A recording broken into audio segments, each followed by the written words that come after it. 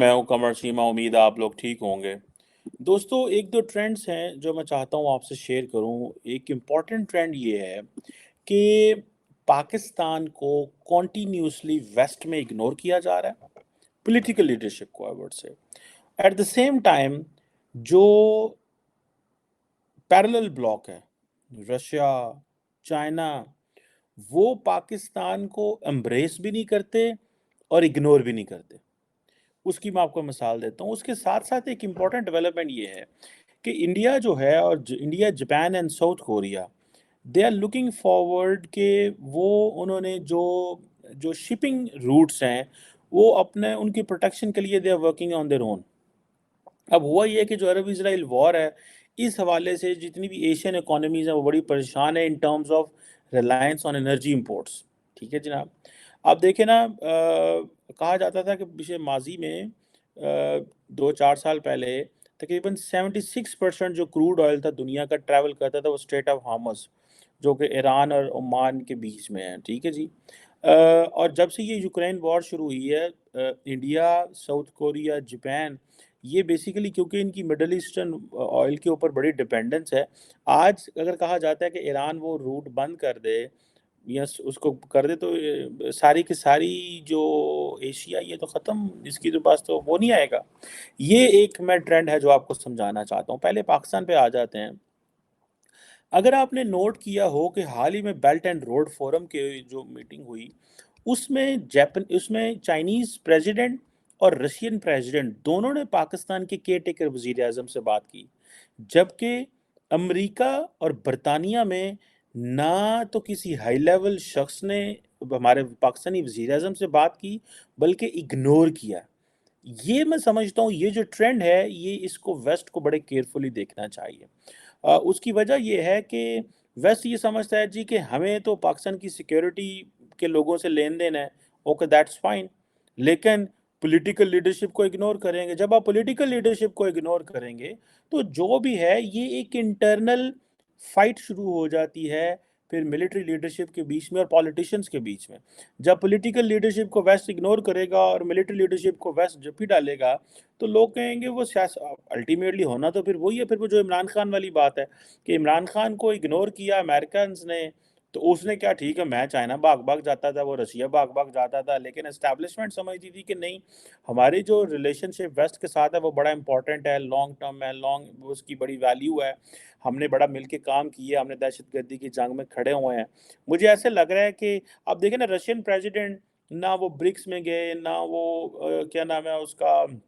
G20 में, वो दुनिया में कहीं नहीं गए, वो बेल्ट एंड रोड फोरम पे आ गए। जब वो बेल्ट एंड रोड फोरम में आ गए, आराम से उन्होंने हमारे वज़ीर आज़म से मुलाकात की। अब ना रशियन प्रेसिडेंट को कोई पूछता, ना हमारे वज़ीर आज़म को कोई पूछता, लेकिन उन्होंने आके मुलाकात तो की, गपशप तो मारी। अब ये चीज़ें जो हैं, फिर वज़ीर आज़म जब रैंक पे आप होते हैं तो पीपल ट्राई टू अंडरस्टैंड। लोग कहते हैं यार ये क्या हो रहा है हमारे साथ, ये क्यों ऐसे कर रहे हैं, ये क्यों इग्नोर करते हैं हमें। ठीक है। तो उससे फिर एक ज़ाहिर बात है हिजान पैदा होता है, एक कन्फ्यूजन पैदा होती है। मुझे याद है कि हमारे वज़ीर आज़म बरतानिया गए तो सिर्फ सेक्रेटरी ऑफ स्टेट ने उनसे मुलाकात की उनकी, जो ब्रिटिश सेक्रेटरी ऑफ स्टेट है। अब अगर ब्रिटिश सेक्रेटरी ऑफ स्टेट सिर्फ उनसे मुलाकात करेगा तो वो ज़ाहिर बात है फीलिंग तो आती है कि जी मैं भी तो वज़ीर आज़म हूँ, मुझे यहाँ पे बुलाया आया हूँ मैं, बेशक ज़ाती दौरे पे हूँ, ऋषि सोनाक साहब को मुलाकात होनी चाहिए थी। मैं पाकिस्तान के लीडरशिप और पॉलिटिकल लीडरशिप के पर्टिकुलरली माइंडसेट को थोड़ा-सा, ज़ाहिर बात है, बीइंग अ पाकिस्तानी, ये अंडरस्टैंड, वो ये नहीं कहते कि हमें कुछ दें, लेकिन वो ये ज़रूर कहते हैं कि रिस्पेक्ट करें हमारी, हमारी इज़्ज़त ज़रूर करें, हमें वो एक एक्स्ट्राऑर्डिनरी प्रोटोकॉल ज़रूर दें, लेकिन करो भावें साडे नाल कक्ख ना, देओ सानूं कक्ख ना। लेकिन ये एक माइंडसेट है। लेकिन अगर ये चीज़ ये सरायत कर जाती है, पेनिट्रेट कर जाती है, और ये कहा जाता है कि जी ठीक है, हमें क्या पॉलिटिकल लीडरशिप से लेना देना, जब जो पॉलिटिकल जो पावरफुल क्वार्टर्स हैं वो हमारे दोस्त हैं, तो हमने क्या करना है इनसे। सो ये एक बड़ा इम्पॉर्टेंट फैक्टर है, मैं ज़ाती तौर पे समझता हूँ। और इस फैक्टर की वजह से चीज़ें जो हैं वो कोई अच्छे तरीके से अनफोल्ड नहीं होंगी। मुझे एक हल्की सी understanding, I can see that. दूसरी तरफ अगर आप देखें, हमारी इर्रेलेवेंस है, इंडिया की मुसलसल रेलेवेंस है। आप देखिए, जैसे मैंने आपको स्ट्रेट ऑफ हार्मस का बताया کیا اب پاکستان کو تو ٹیکنیکلی اس خطے میں جانا چاہیے، پاکستان کو تو انڈونیشیا، ملیشیا، میں نے ایک پیپر لکھا تھا اور میں نے کہا تھا کہ پاکستان کو اگر آسیان پارٹنر سے مشکلات پیدا ہو رہی ہیں تو جاؤ جو وہاں پہ مسلم ممالک ہیں ان کے ذریعے قریب ہو جاؤ اس خطے میں، انہی کے ذریعے قریب ہو جو، اگر آپ باقی ممالک کے ذریعے قریب نہیں ہونا چاہتے، برنائی دارالسلام ہے اور ملک ہیں وہاں پہ، جاؤ جا کے قریب ہو، ملو گلو، تعلقات کو بلڈ کرو، ایک ڈائریکشن سیٹ کرو، نئی اکانومی ہے، نیا خطہ ہے، اس خطے میں اپنے پنجے گاڑو۔ انڈیا تو ظاہری بات ہے اس کا حجم اتنا بڑا ہے، اس کی اکانومی اتنی بڑی ہے، اب دیکھیں نا، آپ کہتے ہیں جی کہ انڈین، جاپان اور ساؤتھ کوریا کہہ رہا ہے کہ جی ہمیں شپنگ لینز پروٹیکٹ کرنی چاہیے۔ اچھا امریکنز آلریڈی یہ کام کر رہے ہیں، ٹھیک ہے جی۔ اچھا انڈیا رشین آئل لے رہا ہے، ٹھیک ہے جی، اور وہ اس کی بھی جتنی بھی ٹرانزیشن وہ جو سپلائی ہے تھرو مڈل ایسٹ آ رہی ہے، اور جسے وہ کہتے ہیں نا، اب سوئز کینال بھی ایک امپورٹنٹ ہے، وہ بھی ایجپٹ میں ہی ہے، وہ بھی ایک گیٹ وے ہے، ساری جو یورپ، ایشیا کی ایکسپورٹ ہے یورپ جاتے ہوئے۔ اب آپ امیجن کریں کہ اگر سوئز کینال کے ذریعے ٹریڈ نہ جائے تو آپ کو سارا افریقہ کراس کر کے اوپر یورپ جانا پڑے تو کتنی کاسٹ بڑھ جائے، آپ کی ایکسپورٹ کی بھی کاسٹ بڑھ جائے گی، انڈیا، پاکستان، ان تمام ممالک کی، اور امپورٹ کی بھی کاسٹ بڑھ جائے گی۔ لیکن اب ظاہری بات ہے انڈیا اپنے جو لنکیج بلڈ کر رہا ہے مڈل ایسٹ کے ساتھ، تو بیسیکلی وہ انرجی کے لیے بلڈ کر رہا ہے، پاکستان کو انڈرمائن کرنے کے لیے کر رہا ہے، اپنی پاور شو کر رہا ہے، اپنی ریلیونس مینٹین کر رہا ہے، ان سب ملکوں کو بتا رہا ہے کہ پائن یار ہے دیکھو نا تسی، اسی تے بڑے ودیا، ساڈے تے بڑے اچھے تعلقات نے تواڈے نال، تسی تے بڑے بھرا ہو ساڈے، ٹھیک ہے جی، تے آؤ نا ہم رل کے مل کے کام کریں، ہم کوئی مذہب کی باتیں تھوڑی ہوں گی، ہم تو ان چیزوں کو دیکھیں گے، ان چیزوں، سو یہ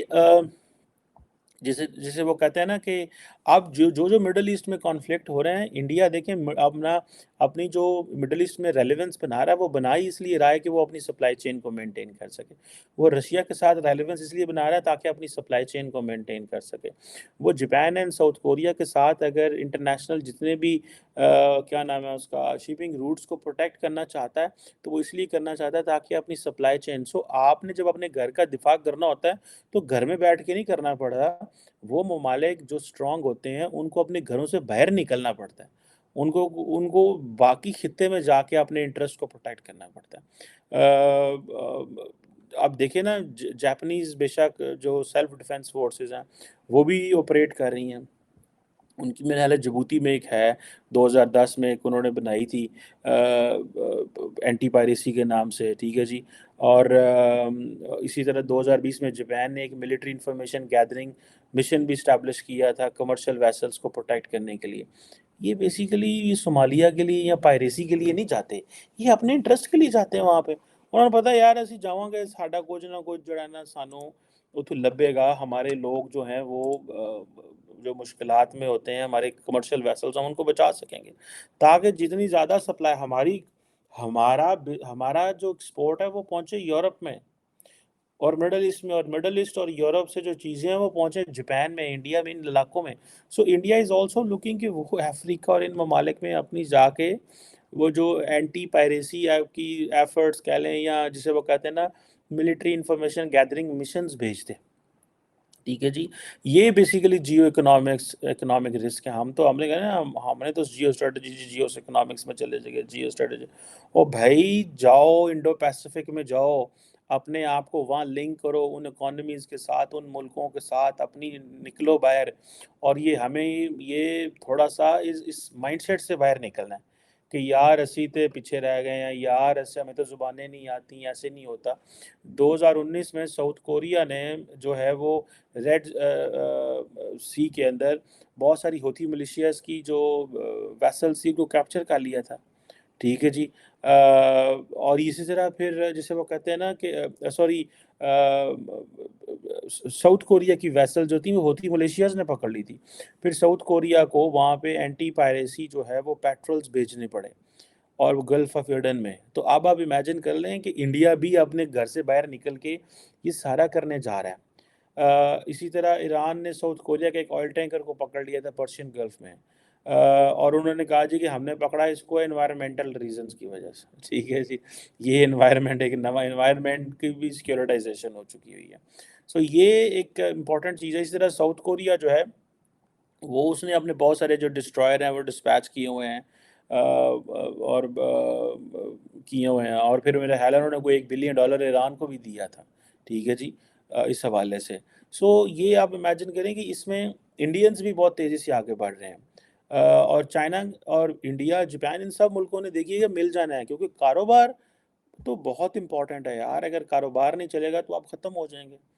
اب سننے میں آ رہا ہے کہ یہ جو ایشین جیو پالیٹکس ہے، اس میں India, Japan and south Korea جو ہے،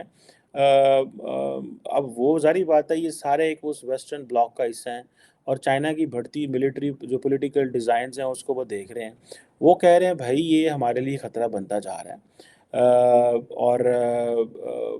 اسی سال جو ہے ان تینوں ملکوں نے امریکہ اور کینیڈا کو جو اینٹی سب میرین وارفیئر ایکسرسائزز تھیں گوام میں، اس میں جوائن کیا، ٹھیک ہے جی۔ پھر اسی طرح کمبائنڈ میریٹائم فورسز ایک بحرین میں نیول پارٹنرشپ تھی بہت سارے ملکوں کی، اس میں بھی یہ تھے سارے۔ تو اب آپ اس کو اندازہ لگا سکتے ہیں کہ انڈیا کتنا تیزی سے اپنے خطے سے باہر نکل رہا ہے۔ انڈیا جو ہے وہ سمجھتا ہے کہ جو جاپان اینڈ ساؤتھ کوریا ہیں، یہ اس طرح وہ ظاہری بات ہے ایشین ملک ہیں، ان کے ساتھ ایک تعلق بنا کے ان کی جو آلریڈی اسٹیبلش فیسلٹیز ہیں اس میں اپنا رول پلے کر لیں، ٹھیک ہے۔ سو یہ ایک ٹرینڈ ہے جس کو میں سمجھتا ہوں کہ وہ کر رہے ہیں ہمیں، اسی لیے میں کہتا ہوں کہ ہمیں اب خطے سے باہر نکلنا ہے، ہمیں آگے کا سوچنا ہے۔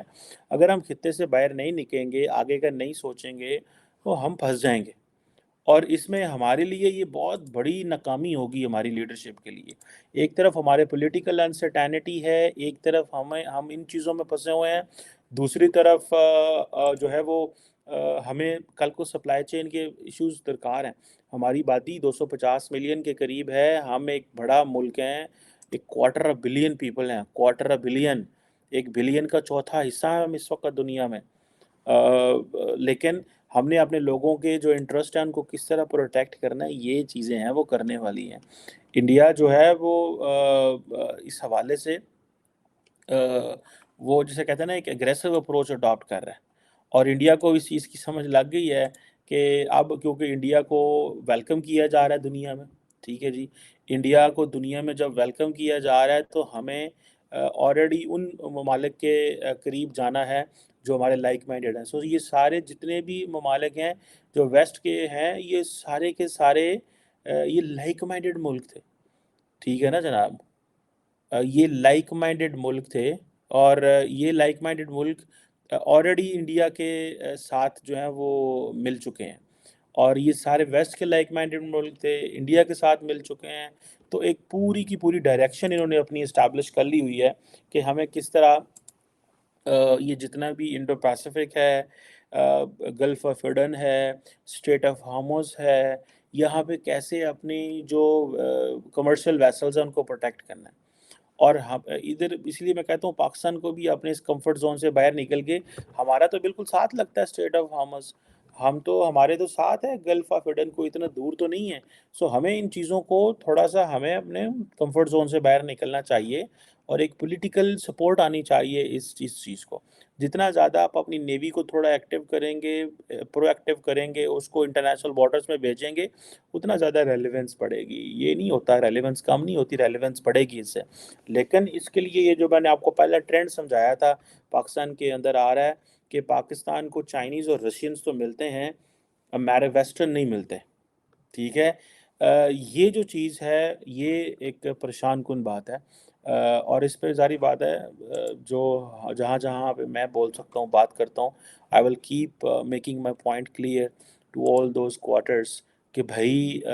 اس ٹرینڈ کو سمجھیں، اس چیز کو ایسے نہ ہونے دیجیے گا، ورنہ یہ ایک نئی اور یہ اس چیز کو پولیٹیشنز کو بھی سمجھنا چاہیے،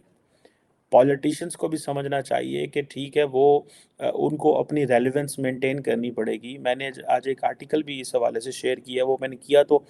کیونکہ پاکستان میں فیئر اینڈ فری الیکشنز کیوں نہیں ہوں گے اس حوالے سے ہے، لیکن اصل میں بتانا یہ چاہ رہا ہوں کہ بھائی جو پولیٹیشین ہے ان کو کیسے اپنے آپ کو ریلیونٹ کرنا ہے تاکہ ان کی صرف اور صرف انٹرنلی نہیں ایکسٹرنلی بھی ویلیو بڑھے، اور جب وہ انٹرنل ایک یونائٹڈ فرنٹ دیں گے تو وہ اپنی وہ جو ڈیو رسپیکٹ ہے سسٹم کے اندر اس کو وہ لے سکیں گے۔